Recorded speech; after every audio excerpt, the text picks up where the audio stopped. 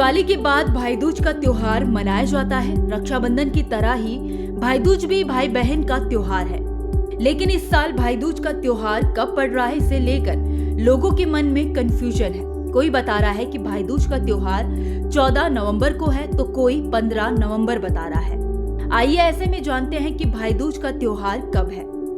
बताया जा रहा है कि इस साल भाई दूज का त्योहार 14 और 15 नवंबर यानी कि मंगलवार और बुधवार दोनों ही दिन मनाया जाएगा, क्योंकि इस साल भाई दूज की तिथि यानी कि द्वितीया तिथि 14 नवंबर दोपहर 2:36 से शुरू हो जाएगी, जो 15 नवंबर को दोपहर 1:47 तक चलेगी। इस तरह से ये पर्व दोनों दिन मना सकते हैं। इसीलिए आप इस दिन 14 नवंबर के बाद से अपने भाई को टीका कर सकते हैं। अगर आप 14 नवंबर को टीका नहीं कर पाए तो आप 15 नवंबर के दिन भी दोपहर 1:47 तक टीका कर सकते हैं।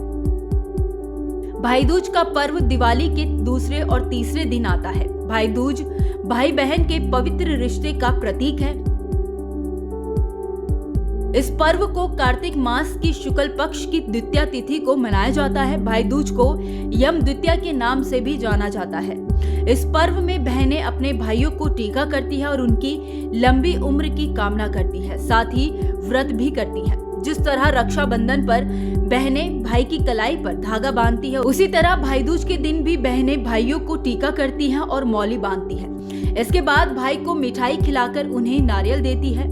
देश भर में इस त्योहार को मनाने की अलग अलग मान्यता है। जहां उत्तरी भारत में बहनें भाइयों को टीका और अक्षत लगाकर नारियल का गोला भेंट में देती है, तो वहीं पूर्वी भारत में शंखनाद के बाद तिलक लगाकर कुछ भी उपहार देने की मान्यता है। कहा जाता है कि भाई दूज पर भाई को तिलक करने के बाद भोजन कराने की धार्मिक मान्यता है। ऐसा कहा जाता है कि जो बहन पूरी श्रद्धा और आदर के साथ तिलक और भोजन कराती है और जो भाई अपनी बहन का आतिथ्य स्वीकार करता है, उनकी सारी इच्छाएं पूरी होती है और यमराज का भय नहीं रहता।